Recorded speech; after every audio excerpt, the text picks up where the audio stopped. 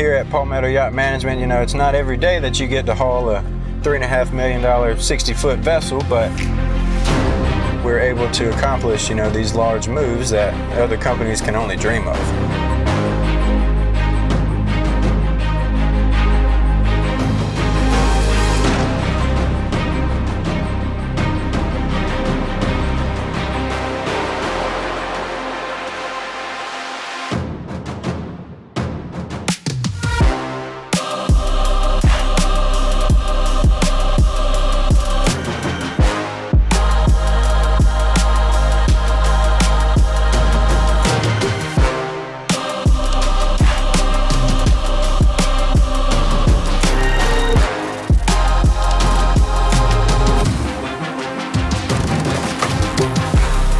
So we're standing here in front of the 60-foot Midnight Express, the Beast, Midnight's biggest boat.